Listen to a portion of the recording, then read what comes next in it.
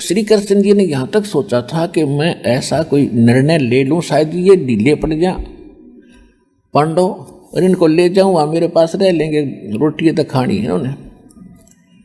तो यहाँ तक कह दिया था मैं युद्ध भी नहीं करूँगा, हथियार नहीं उठाऊँगा। लेकिन फिर भी जैसे तैसे युद्ध होने लगा तो उस समय अर्जुन नटे, मैं तो भीख मांग के खा लूँगा, ये नाश नहीं करूँगा, भगवान मेरे पर नहीं होगा। और भगवान ने कहा उठा ले हथियार, तो देख तेरे दोनों हाथों में लाडू हैं। अब फिर वही भगवान श्री कृष्ण कह रहा है, लेकिन वो नहीं कह रहा था श्री कृष्ण में यो काल प्रवेश कर गया, यो नाश करना है काल। इसका नाम है काल। गीता अध्याय नंबर 11 के श्लोक 32 में स्वयं कहता है कि मैं काल हूँ अर्जुन, और सबका नाश करने के लिए ईब आया हूँ, प्रवृत्त हुआ हूँ। श्री कृष्ण तो पहले ना वही उपस्थित थे। अब वो तो सुन हो गया, कति सारी सुने, तो वो जिज्ञासु था। अब विचार कीजिए, उस समय अर्जुन कह रहा है कि हे भगवान हम तो भीख मांग कर खा लेंगे, ऐसा जुल्म नहीं करूंगा। भाई भतीजे, ये चाचे ताऊआ के बेटे भाई को दूर थोड़े होया करें, अराधी न मारूंगा मैं, और किसके लिए।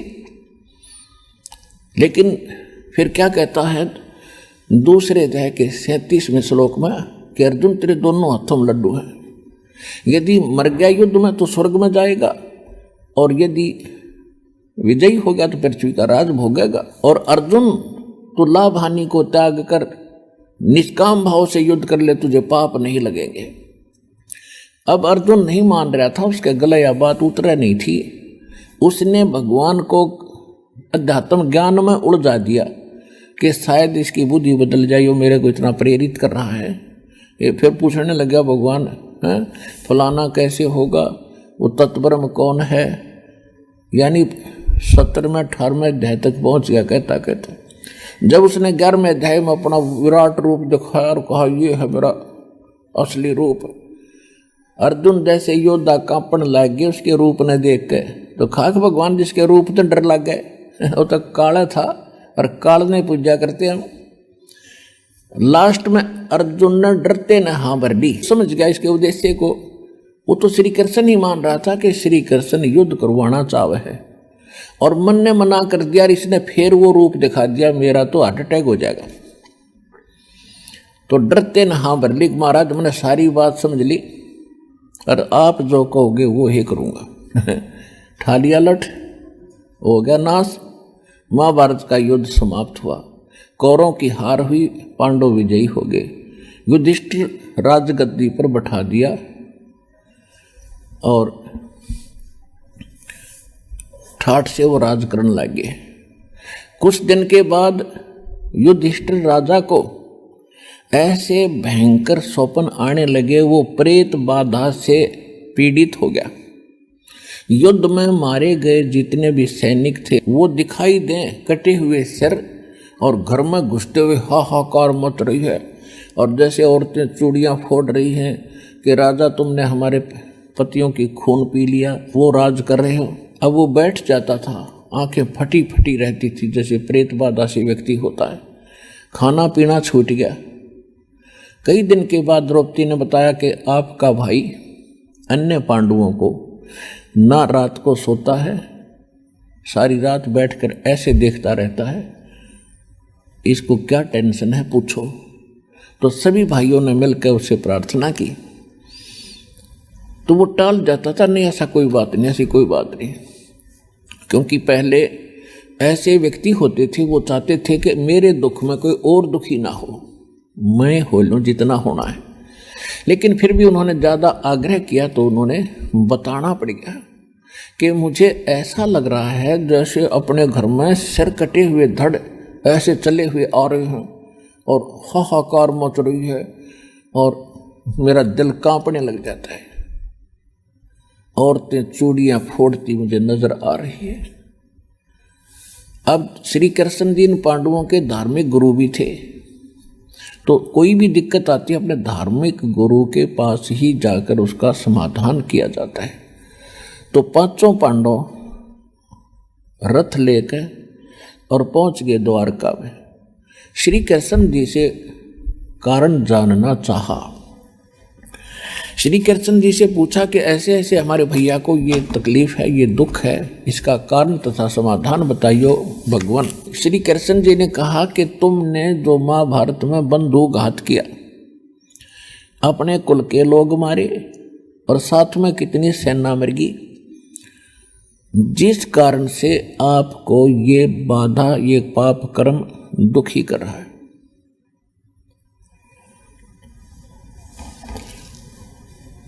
तो उस समय अर्जुन को एक बहुत जबरदस्त झटका लगा कि कमाल की बात होगी, जब महाभारत के युद्ध होने से पहले मैं मना करूं था भगवान, मैं नहीं युद्ध करता, और अर्जुन का मना कर देना युद्ध खत्म हो जाना था। मैं मना करूं था, मैं युद्ध नहीं करूंगा, मैं पाप नहीं करना चाहता, इस पाप के अन्न को नहीं हम इकट्ठा करना चाहते। और उस समय तो ये कह रहे थे अर्जुन तेरे दोनों हाथों में लाडू, मर गया तो स्वर्ग जाएगा और विजयी हो गया तो स्वर्ग का राज भोगेगा, और युद्ध कर ले तुझे पाप नहीं लगेंगे। और आज ये भगवान कह रहे तुम्हें वो पाप लग गए जो युद्ध में आदमी मारे थे। लेकिन उस समय बोलना उचित नहीं समझा, लेकिन सब्र की घूंट पी ली। क्यों? यदि मैं वाद विवाद करूंगा, कोई प्रश्न उत्तरी मैंने कर दी कि आप उस युद्ध के समय तो कह रहे थे आपका कोई पाप नहीं लग गए, और आज कह रहे हो कि युद्ध में मरे हुए व्यक्तियों का ये दंड तुम्हें भोगना पड़ रहा है जो मारे थे।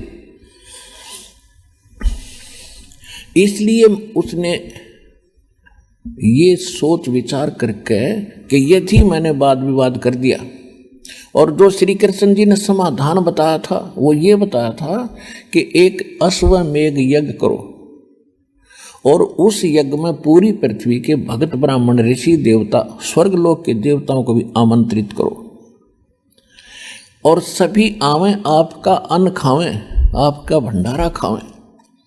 और उसमें एक शंख रखा जाएगा, शंख, और सब जब खाना खा लेंगे, भोजन पा लेंगे भंडारे में, तो वो शंख अपने आप आवाज करेगा, मुंह का लगा कर बजाने की आवश्यकता नहीं पड़ेगी, अपने आप बजेगा। अपने आप बज गया तो यज्ञ संपूर्ण होगी, अपने आप नहीं बजा तो उस करे हुई यज्ञ का भी फल नहीं मिलेगा। अब उस यज्ञ में 33 करोड़ देवता, 88,000 ऋषि, 12 करोड़ ब्राह्मण और 56 करोड़ श्री कृष्ण जी के कुल, यानी 56 करोड़ यादव, और अनेक पूरी पृथ्वी के व्यक्ति, ये सब आने थे, जमाने थे, उनको भोजन खवाना था, जिसमें अरबों रुपए खर्च होना था। किसके लिए? युधिष्ठिर की प्रेत बाधा समाप्त कराने के लिए। अब अर्जुन ने सोचा यदि मैंने वाद विवाद कर दिया, और मेरा भाई तो युधिष्ठिर है, ये ऐसा नेक आदमी है, ये समझ जाएगा संकेत तय कि मेरे भाई मेरा उपचार कराने में प्रसन्न नहीं है। इन्होंने तो वाद विवाद शुरू कर दिया खर्चा देख के, और ये बिल्कुल इलाज नहीं कराओगा, यज्ञ नहीं होने देगा, बेशक मर जाओगा, और ये हम नहीं कर सकते। जिस कारण से अर्जुन ने सब्र की घूंट भरी और चुप रहा, लेकिन वह छाती में खटका जरूर थी बात कि आज ये क्या कह रहा है कि वो पाप लग गया। तो जैसे तैसे वो कहा गया कि आप जैसा उचित समझो कीजिए। श्री कृष्ण जी ने स्थान और समय दोनों निर्धारित कर दिए, सब आमंत्रित करने के लिए देश विदेशों में। वो स्वयं भी निमंत्रण देने के लिए गए, कहीं भीम गया, कहीं नकुल, कहीं सहदेव, कहीं अर्जुन, और सब, और नौकर चाकर सब जगह चिट्ठियां भेजी। द्वापर युग में परमेश्वर कबीर जी आए हुए थे। चारों युग में संत पुकारे, और कूक कहा हम हेल रे, हीरे माणिक मोती बरसे, ये जग चुगता ढेल रे। सतयुग में सत सुकृत कह टेरा, त्रेता नाम मुनिंदर मेरा, द्वापर में करुणा में कहाया, और कलयुग नाम कबीर धराया। द्वापर में जो परमात्मा आए हुए थे उसमें करुणा में नाम से परमात्मा जैसे कलयुग में कबीर नाम से प्रसिद्ध हुए, तो द्वापर में वो करुणा में नाम से प्रसिद्ध थे। सतलोक से आए थे सहशरीर एक कमल के फूल पर, वाराणसी के अंदर ही एक कमल के फूल पर एक तालाब में, लहर तारा नहीं था उसमें, अन्य तालाब में, वहाँ पर आकर कमल के फूल पर विराजमान हुए। और एक वाल्मीकि दंपत्ति निसंतान थे, वो वहाँ किसी कारण से सरोवर पर गए थे, वहाँ से भगवान को उठा लाए थे। वहाँ परवरिश होने से कारण परमात्मा वाल्मीकि कहलाए थे उस द्वापर में। वो वाल्मीकि नहीं, जो सतयुग के वाल्मीकि जी थे वो अलग थे।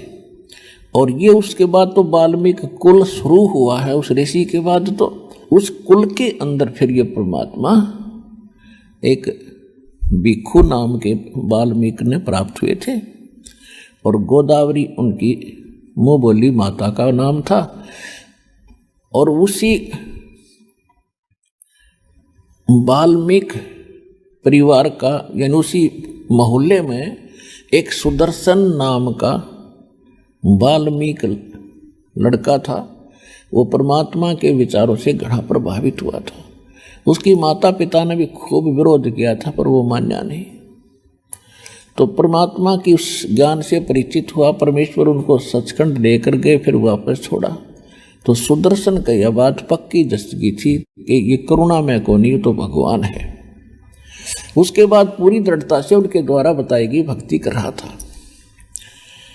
उधर से सभी ये पांडव और उनके अनुचर नौकर निमंत्रण देने के लिए, इनविटेशन देने के लिए इधर उधर जा रहे थे। तो जहाँ सुदर्शन जी की झोंपड़ी थी, कुटिया थी उस भगत की, उस साइड में भीम की सेवा लगी, ड्यूटी लगी निमंत्रण देने की। तो सबसे पहले वो साधु संतों को निमंत्रण दे रहे थे। तो भक्त सुदर्शन जी अपनी झोपड़ी में रहते थे। पहले छोटे छोटे झोपड़ी होती थी थोड़ी थोड़ी दूरी पर, यानी विशेष वो नहीं था समूह रूप में। इस एक की यहाँ झोपड़ी है कि 10 किले दूर है, उसकी तो 20 किले दूर है, जैसे ढाणी सी बड़ी होती, ऐसे होते थे पहले। तो सुदर्शन जी के पास जब वो पहुंचा भीम, उसने निमंत्रण देते हुए कहा कि हे महात्मा, हे भगत जी, मैं राजा युधिष्ठिर जी का भाई हूँ, मेरा भीम नाम है, मैं आपको निमंत्रण देने आया हूँ, आप हमारी यज्ञ में आइएगा, हमने एक यज्ञ करनी है। तो सुदर्शन जी तो परमात्मा के ज्ञान से परिचित थे। उसने कहा, अरे भीम, ए भीमसेन, तुम तो भाई ऐसे घोर नरक में डाले जाओगे, आपके लिए तो अलग बनाना पड़ेगा भगवान ने। और तुम्हारे अन्न को खा के मैं नरक ना जाऊं, तुमने तो इतना जुल्म कर रखा है। करोड़ों बहन विधवा होगी, उनकी आंसू नहीं सूखी, बच्चे बिलख रहे हैं, माँ से पूछ रहे हैं हमारा पिता कहाँ है। माँ कह रही है बेटा फौज में गया है, छुट्टी नहीं मिली है। और अंत में रो रो कर बताना पड़ रहा है, फिर सारा परिवार रो रहा है और तुम मौज मार रहे हो, तुम सुख की इंतजार करते हो, तुम्हारा तो बुरा हाल होगा। और कौन खावा तुम्हारी रोटी, वो भी नरक में जाएगा, तुमसे तो कसाई भी अच्छा। और जा यहाँ से भाग, चल अपना काम कर। अब भीम को बड़ा गुस्सा आया, लेकिन थोड़ा थोड़ा अंदर से रोक रखा था कि कहीं पर भगवान श्री कृष्ण और भाई गुस्सा ना हो जाए। फिर सुदर्शन जी ने कहा कि यदि मुझे ले चलना चाहते हो, जैसी यज्ञ तुम करने जा रहे हो, ऐसी ऐसी 100 यज्ञ का फल मुझे दो पहले, ताकि मेरे कुछ पुण्य बने। जब तुम्हारे रोटी खाऊं, ऐसी ऐसी 100 यज्ञ का पुण्य मुझे संकल्प करो, जब तुम्हारे टूक तोड़ूंगा मैं। इतना घोर पाप है तुम्हारे अन्न में। तो भीम बोला कि भगत घना ना बोला, ज्यादा मत बोला, बस बहुत सुन ली तेरी मैंने, तेरी थोपड़ी तोड़ दूंगा मैं। तने आना होता ही है ना, बेशक बताइए। मेरे भाई तो डर लग गया, मैंने कृष्ण जी तो डर लगा है ना, तरीब दे ही तोड़ देता, और तू ना होगा तो शंख ना बाज जाएगा। यूं कहकर भीम तो चल पड़ा पहलवान। अब भीम ने ये सोच रखा था कि भाई श्री कृष्ण बैठे भगवान वहां पर, इन छोटे मोटे कुतरुओं का क्या अस्तित्व है उनके सामने। ऐसी चौंध लाग रही थी उनके, और ये चौंध तोड़ा कर कबीर भगवान। अब क्या हुआ, सुदर्शन जी ने जब कहते दी, सच्चाई तो कहनी पड़े, भगत का धर्म बनता है। फिर वो चिंतित हो गया कि ये राजा लोग जाके युद्ध मस्तारेंगे, अपने भाई ने बताओगा, वो सेना भेजेंगे। तो वो कबीर परमेश्वर जी के पास गया, अपने गुरु जी के पास, करुणामय जी के पास, और उनको सारी स्थिति से परिचित कराया कि ऐसे ऐसे भीम आया था जी, और मैंने ये उत्तर दे दिया। परमात्मा बोले, बेटा खरा जवाब दिया तूने, भगत का यही धर्म होता है, मानो चाहे मत मानो। और एक बात और सुन ले, उनका शंख शंख ना बाजो, सारे डांगर बैठे उड़ाए, ये सारे के सारे 84 के ढोर, ये 33 करोड़ देवता, 88,000 ऋषि और 12 करोड़ ब्राह्मण, ये जितने, और बाकी जनता का तो जिक्र नहीं, वो तो भक्ति बेचारे करते ही नहीं। ये साधना करते हैं तो भी काल की, और इनकी साधना से, इनकी भक्ति से ये 3 ताप भी नाश नहीं हो सकते। ये 3 ताप के अंतर्गत दुख होता है, कोई प्रेत बाधा होती है, कोई घाल घाल देता है, कोई जंतर मंत्र कर देता है, कोई श्राप दे देता है, ये 3 ताप के अंतर होते हैं। तो गरीबदास जी कहते हैं, तुम कौन राम का जपते ही जापम, तात कटे ना ये 3 तापम। तुम किन भगवानों की भक्ति करते हो जिनसे तुम्हारे 3 ताप भी नाश नहीं हो सकते, और उस परमात्मा की भक्ति करो। सतगुरु जो चावै सो करही, 14 कोट दूत जम डरही, ऊत भूत जम त्रास न्यवारे, और चतर गुपत के कागज पाड़े।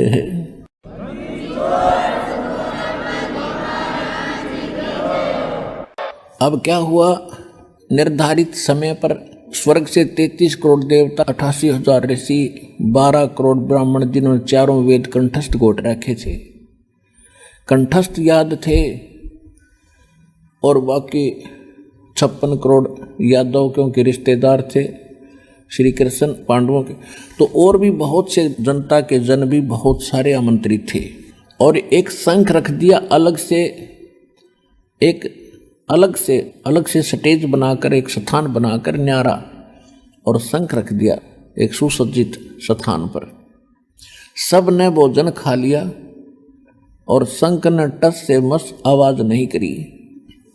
तो युधिष्ठिर जी श्री कृष्ण जी के पास गए कि भगवान शंख नहीं बजा, क्योंकि सबकी नजर शंख पर थी कि शंख बज गया तो यो सारा खर्चा पूरा होया, ना तो व्यर्थ गया। अब उधर से वो देवता लोग स्वर्ग के आए हुए ब्राह्मण आपस में फुसर फुसर कर रहे हैं, अरे शंख कैसे बजेगा, इनके तो पाप बहुत करे, इन्होंने तो करोड़ों व्यक्ति मार रखे हैं, ऐसे बज जाएगा शंख। बताइए, इनकी कहानी थी। फिर तुम टिंडे लेना आए थे यहाँ पर तुम क्या करना आए थे, खागड़ो नाते इसका। अच्छा, अब क्या हुआ, श्री कृष्ण ने भी भोजन खा लिया और फिर भी शंख नहीं बजा। युधिष्ठिर जी कहने लगे, भगवान हमने पापा गणे कर रखे, ये शंख नहीं बाजे। श्री कृष्ण जी बोले, भाई इस शंख ने बजाने वाला आया ना है यहाँ पर। अब परमात्मा ने श्री कृष्ण की बुद्धि ऑन कर दी कि वो बोल दे साची साची। तो उसको बैठा दिखा कि एक भगत है ऐसे ऐसे वहाँ पर झोंपड़ी में, और सुदर्शन नाम है उसका, आप उसके पास नहीं गए क्या? तो युधिष्ठिर ने कहा कि उस साइड में भीम की सेवा लगाई थी, भीम से पूछते हैं। भीमसेन बुलाया। युधिष्ठिर जी ने कहा कि भगवान बता रहे हैं कि ऐसे कोई सुदर्शन नाम का एक वाल्मीकि भक्त है, उसके पास नहीं गए आप, आमंत्रित नहीं किया उसको? युधिष्ठिर ने कहा, जी आमंत्रित तो किया, पर वो तो कुबोल आदमी है, बहुत बूढ़ा बोलता है। श्री कृष्ण जी ने कहा कि क्या बोलता है, तूने हमें बताना चाहिए था, क्या समस्या थी? कि उसने बहुत बुरी बात कही, एक तो उसने ये कंडीशन रख दी, जो यज्ञ तुम करने जा रहे हो और ये सफल हो जा, ऐसी ऐसी 100 यज्ञ का फल मुझे दो। और दूसरे अटपट गणी बकवाद करे था, यूं बोला तुमने तो इतने पाप कर रखे, तुम्हारे अन्न को कौन खावे, नरक में जाओगा और तुम्हारा तो बुरा हाल होगा, तुम सिड़का मरोगे, तुमने इतने पाप कर रखे। बहुत गलत बोला, मैं बता भी नहीं सकता आपको बहुत सी बातें। तो श्री कृष्ण जी को भी पता था कि ये घाटियों बिना गाल काया होगा, इसने बकवाद करी होगी, कभी कभी पहलवान है। तो श्री कृष्ण जी ने पूछा आपने क्या उत्तर दिया? कि मैंने ये उत्तर दिया कि आज मुझे भगवान श्री कृष्ण जी और मेरे बड़े भाई का डर ना होता तो तेरी थोबड़ी तोड़ देता।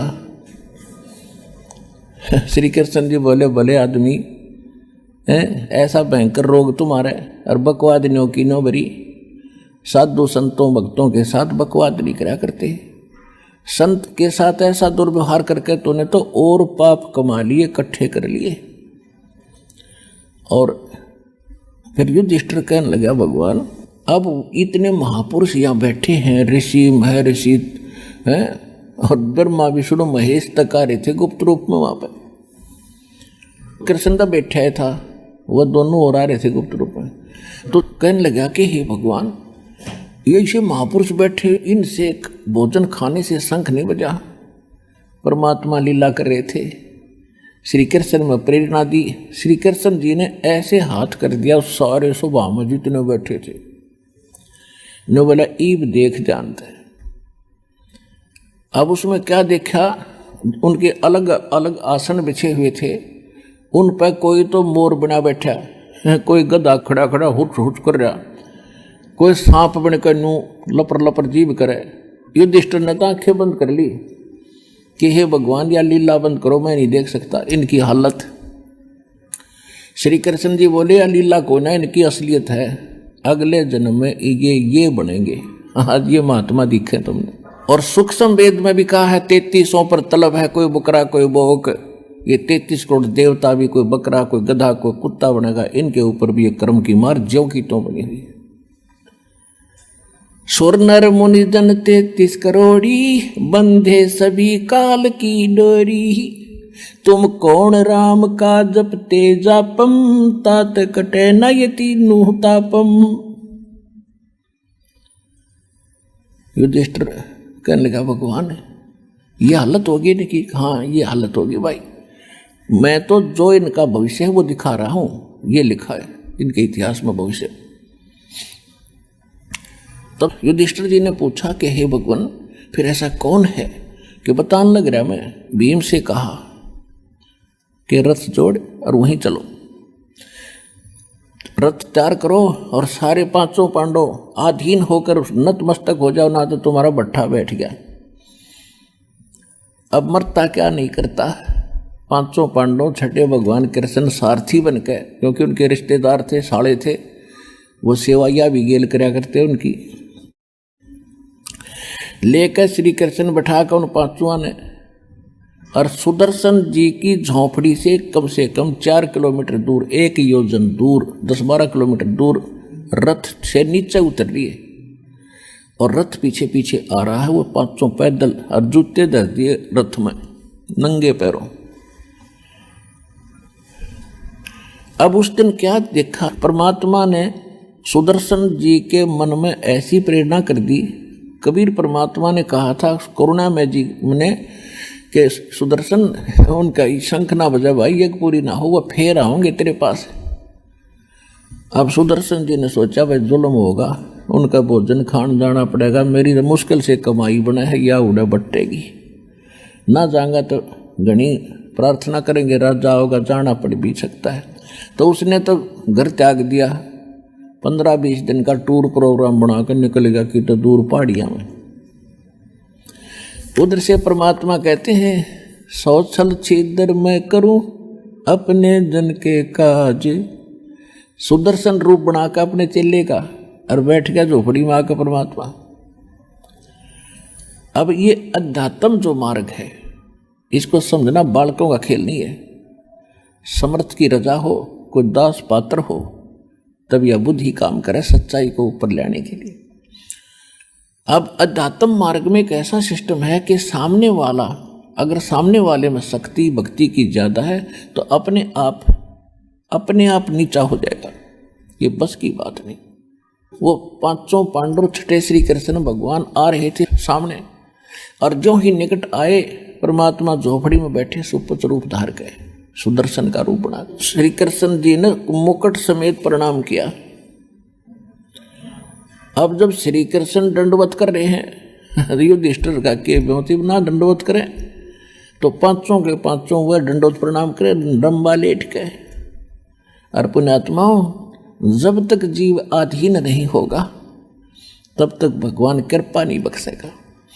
अब जैसे हमने ये टूटी होती है पानी जल की टूटी होती है, इनसे जल लेना है तो पात्र इनका नीचे रखना पड़ेगा, ऊपर धर के पात्र नहीं भर सकते, पानी नहीं ग्रहण कर सकते, सीधी सी बात। इसी प्रकार भगत को अधीन बनना पड़ेगा भगवान से कृपा प्राप्त करने के लिए।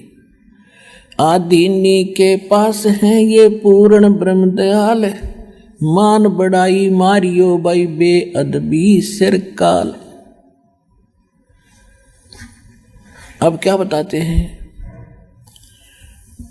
परमात्मा ने कहा कि हे द्वारकाधीश और हे दिल्ली के बादशाह इंद्रप्रस्थ के राजा, हे पृथ्वीपति, मुझे क्यों पाप का भागी बनाते हो? मुझ गरीब को क्यों दंडवत करते हो? श्री कृष्ण जी खड़े होकर कहने लगे, हे परवरदिगार, ये पांचों पांडव हैं, इन्होंने एक यज्ञ की है, आपको आमंत्रित करने आ रहे हैं। तो परमात्मा ने कहा कि भाई मैंने इस पहलवान से बताई थी उस दिन बात, मेरी वह शर्त पूरी कर दो। क्या शर्त है दाता आपकी? परमात्मा ने कहा कि 100 यज्ञ जो आप कर रहे हो ऐसे 100 यज्ञों का फल मुझे दे दो, तब मैं तुम्हारे यहां चलूंगा। वो कर दो पूरी। तो कहते हैं परमात्मा ने ये वाणी चारों युगों में बोली है। चारों युग में संत पुकारे और कूक कहा हम हेल रे, हीरे माणिक मोती बरसे ये जग सुगता ढेल रे। तो श्री कृष्ण जी ने कहा कि भगवान आपकी ही वाणी है। संत मिलन को चालियो तजमाया अभिमान, जो जो कदम आगे रखे है ओ हे यज्ञ समान।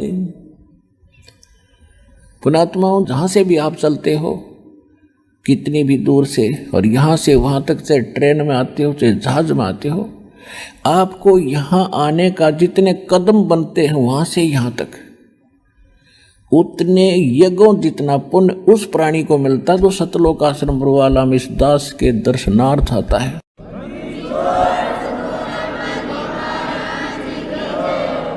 एक एक कदम एक यज्ञ के तुल्य है। कैसे आता है? अपने पद और पोस्ट और धन और किसी अन्य जाति वर्ण के अभिमान को घर छोड़ आवे कि तक कुएं में गिर दे झेरे में, तब यहाँ आवे। कति नम्र हो के, जैसे कोई रोगी हो भयंकर और उसको डॉक्टर के पास ले जाते हैं, चाहे वो कितना बड़ा अधिकारी हो और कितना बड़ा सेठ हो, तो डॉक्टर उसको कहता कपड़े उतार दे, जब उतार देगा, क्योंकि उसने तो अपनी जान बचाना उद्देश्य होता। उस समय वो भूल जाता मैं क्या हूँ, उसने जान दिखाई देती है। वो कहता वहाँ चेक कराओ, उसी समय पहुँच जाता जांच कराने के लिए, ऐसा कर लो, अच्छा जी। तो वहाँ उसको अपनी जान दिखाई देती है और डॉक्टर वहाँ उसकी रक्षक दिखाई देता है। तो इसी प्रकार जब आप यहाँ आओ, आपको बहुत बड़ा भयंकर रोग है जन्म और मरण का, और यहाँ कष्ट पे कष्ट आपके कर्मों की आपको रगड़ने के लिए तैयार खड़े, आपके प्रारब्ध में किस्मत में रखे, उन सब को खत्म किया जाएगा और आपको भक्ति युक्त किया जाएगा सतलोक आश्रम बरवाला में।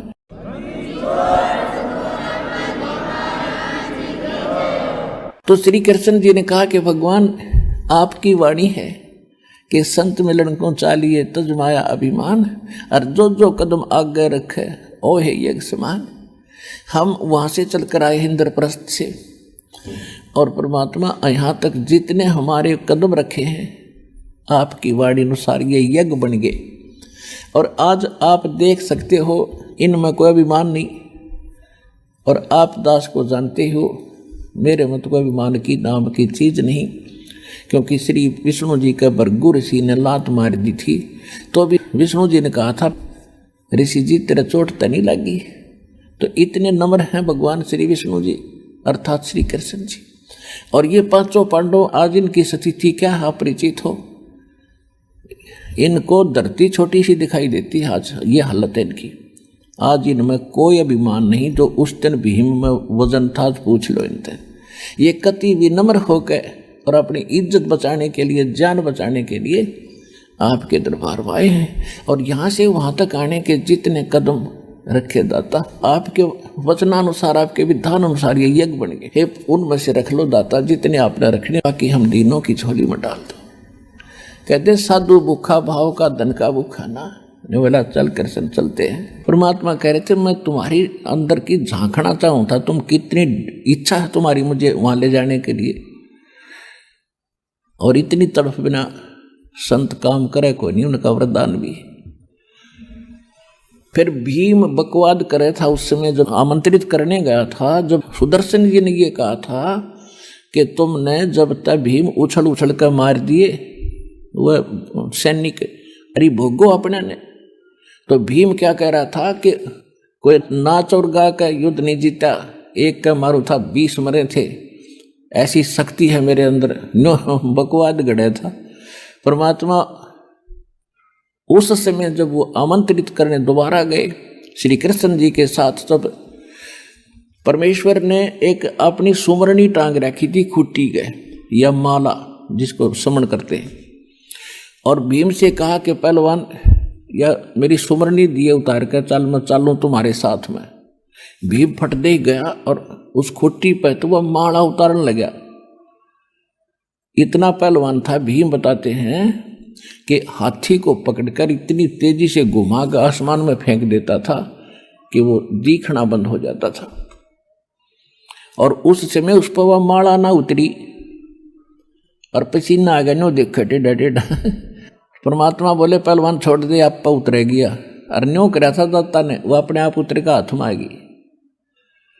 तो भीम कहने जचगी वह महात्मा के चाड़ा है तो, और ऐसा विश्वास हो बिना फिर श्रद्धा नहीं बनती।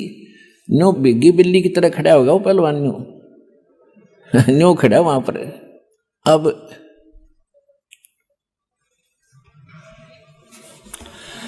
अब आदरणीय गरीबदास साहिब जी ने परमात्मा की महिमा कैसे अपने अमृत वचनों में कैसे कलम तोड़ रखी है, थोड़ी थोड़ी ये भी सुना दूं, क्योंकि ये सब सिद्ध वाणी है।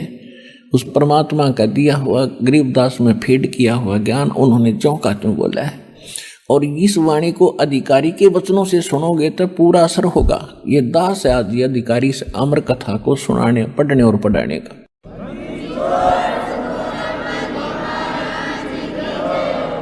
जैसे औषधि होती है, औषधि ने काम करना शरीर में जाकर, और सिरिंज होती है वह नीडल और एक प्लास्टिक से की वह सिरिंज बोल रहे हैं उसमें, जिसमें इंजेक्शन भरकर फिर बॉडी में लगाते हैं। अगर वो सिरिंज अंदर तक कोई डिफेक्टिव मटेरियल हो उसमें थोड़ा बहुत, और उसमें वो औषधि डालकर लगा दी जाए उस बेकार यानी खराब सिरिंज के द्वारा दवाई डाल दी जा शरीर में, तो वह रिएक्शन और कर देगी, कौवा काम ना करे तो ऐसा करना चाहिए था। तो अन्य जितने संत हैं वो खराब, उनके कोई भी है वो अच्छी सिरिंज नहीं है। ये दास ही मालिक ने पता नहीं क्या गुण देखा, साफ भी उन्होंने किया होगा दास को। तो इस दास के माध्यम से जो वचन बोले जाएंगे या वाणी पढ़ के सुनाई जाएगी, इसका असर आपका डायरेक्ट होगा, शक्ति भगवान की काम करेगी। दास तो एक नियमत है। अब क्या कहते हैं, पांचों पांडव संग हैं और छठे कृष्ण मुरारे, चलिए हमरी यज्ञ में हे समर्थ सिरजनहारे।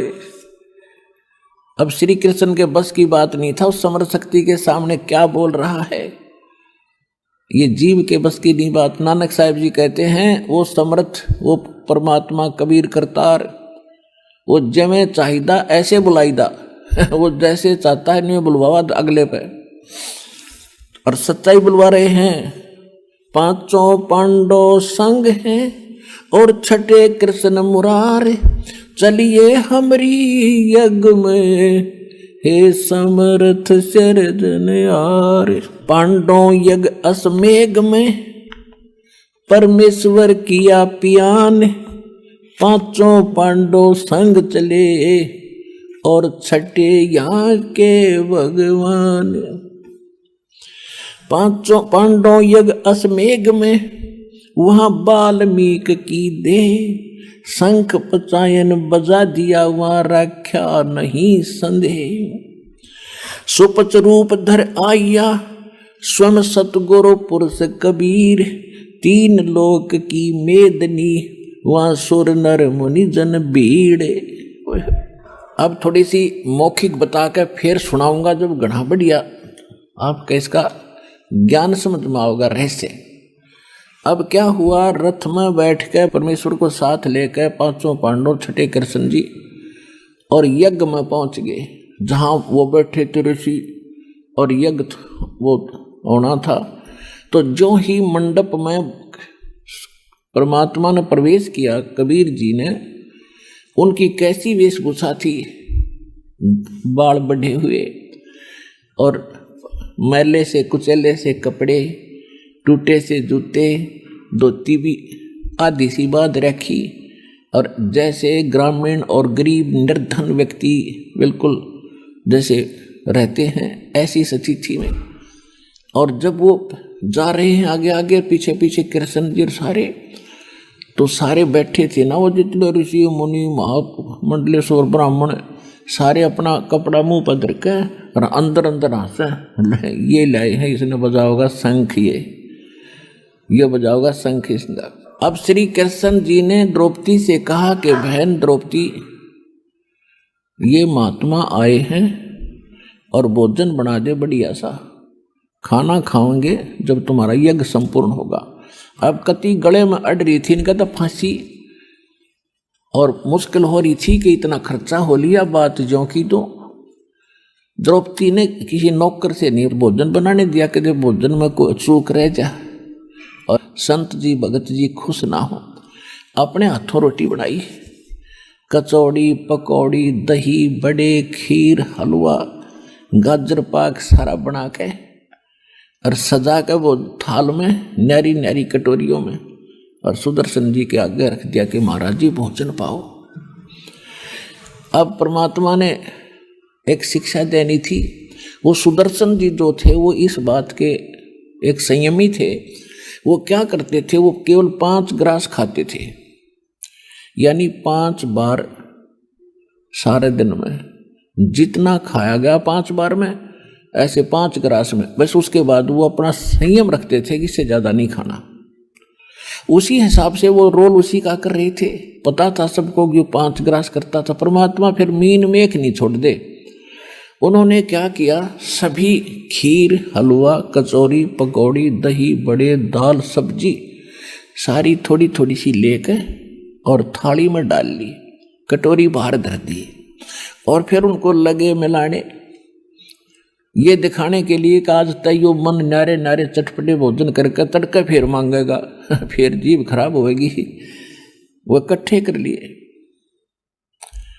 अब द्रौपदी ये सोच रही थी कि महाराज जी आज महात्मा को इसी ऐसा भोजन खिला दूंगी, खावेगा उंगली चाटेगा, और पता नहीं कितनी जगह जाकर मेरे गुण गावेगा। द्रौपदी भोजन खाया तो द्रौपदी के हाथ का। और ये विशेषकर सभी बहनों का एक विशेष भाव होता है कि अतिथि घर पर आ जाते घना अच्छा भोजन बना कर, कि कहीं ये जाकर कहीं न्यो ना कह देख ऐसे घर में गया था उस बहन ने रोटी भी ना बनानी आई। इसलिए उसका प्रत्येक संभव प्रयत्न रहता है कि बढ़िया से बढ़िया भोजन नमक मिर्च सही बना कर दूं, और फिर ये इंतजार करती है खाने वाला सरा होगा कि बेसरा होगा। अब उन्होंने तो कोई चांस ना दिया, उन्हें इकट्ठा कर लिया सारा। तो द्रौपदी ने घना दुख मान्या कि मैंने 2 घंटे तक फुड़वाई धूमे में और स्पेशल अपने हाथ भोजन बनाया और यू रहा सुधर का सुधर, इसने खान का बिना बेरा यू काहे का शंख बजाओगा। ये मन बड़ा दुष्ट है, 1 मिनट में पता नहीं के विकल्प संकल्प करके और भट्ठा बैठा दिया आत्मा का। अब परमात्मा तो अंतर्यामी थे, जान गए कि इसमें करड़ रह रही है थोड़ी सी, इसने भी ठीक करूं द्रौपदी ने। अब परमात्मा ने एक बार वो ग्रास खाया एक, और उस शंख ने आवाज करी और फिर बंद हो गया। ऐसे 5 बार में जितना थाली में डाला था 5 बार में चाट के खा गए और 5 ही बार शंख बज के बंद हो गया। अब युधिष्ठिर बड़ा खुश हुआ कि भगवान ओए होए, आप तो जानी जान हो, आपने कहाँ ढूंढा ये महापुरुष, हमारा तो बन गया काम। कृष्ण भगवान बोले काम ना बनायू। बोला जी कैसे? बोला कैसे, क्या कारण कि यो शंख बहुत देर तक अखंड बजना चाहिए था। अब युधिष्ठिर तो पेट पकड़ कर बैठ गया कि भगवान अब कौन है और किसको बुलाओगे, कि और बुलाना बाकी को ना इस पृथ्वी पे। अपने घर में दोष है युधिष्ठिर, कोई त्रुटि है किसी भगत के किसी सदस्य के, और वो तो पता था। श्री कृष्ण जी तो समझ गए थे कि द्रौपदी कुआं नाक सकोड़े है, कुआं मुंह मोड़े है, गड़बड़ करेगी। या उन्हें द्रौपदी बुलाई। श्री कृष्ण जी ने कहा कि बहन सच्ची बताना, महात्मा जब खाना खाओ था तेरे मन में के विचार आए, यो शंख क्यों ना बजा, अखंड बजाना चाहिए था। तो मैंने सच्ची बता दीजिए, मैं 2 घंटे तक धूमे मांग फुड़वाई और ऐसा बढ़िया भोजन बनाया था कि साधु खाओगा रंगली चाटेगा, और इसने सारा गुड़ गोबर कर दिया, मैं घनी दुखी होगी। श्री कृष्ण जी बोले कि तुम तो सारे ही विवेकहीन इकट्ठे हो रहे हो, तू के युधिष्ठिर घाट से आपने एहसान नहीं करा संत को भोजन खिला के, इसने एहसान करा तेरा टूक तोड़ के बावड़ी, तेरा पाप काटना आया था, तेने भोजन खिला के एहसान कर दिया।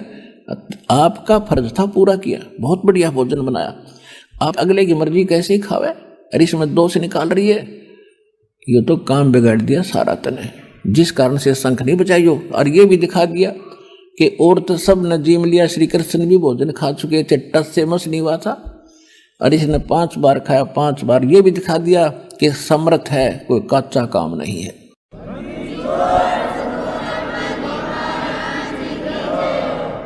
अब कहते मरता क्या नहीं करता, पसीने आ गए द्रौपदी के कि गलती बन गई महाराज।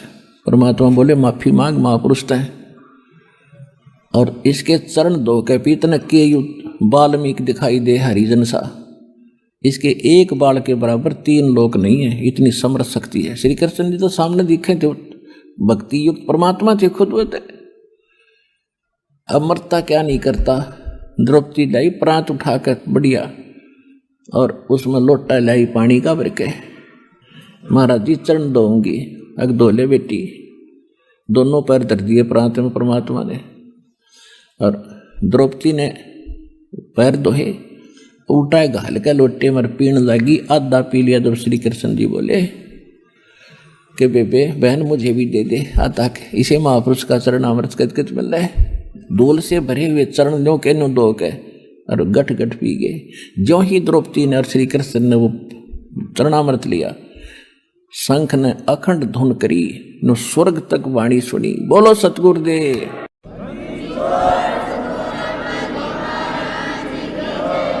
वो 3 ताप प्रेत बाधा भी उस परमेश्वर की कृपा से दूर हुई। उन श्री राम और कृष्ण, इन पुजारी ऋषि महर्षि देवताओं के भोजन से तो वह भी दूर ना हुई।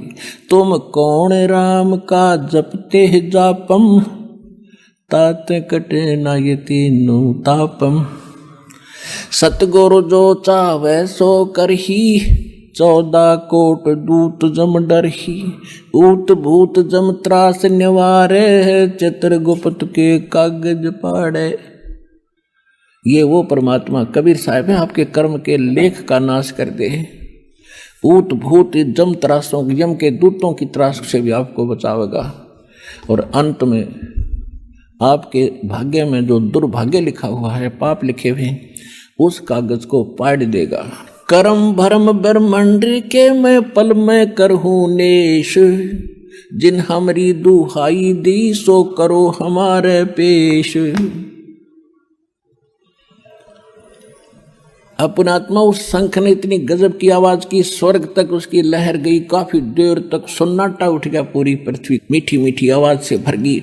और जितने भी पृथ्वी पे वृक्ष पौधे थे, फूल या फलों के, फलों से तो लदपद हो गए और फूल ऐसे खिल गए जैसे बसंत में खिला करते हैं।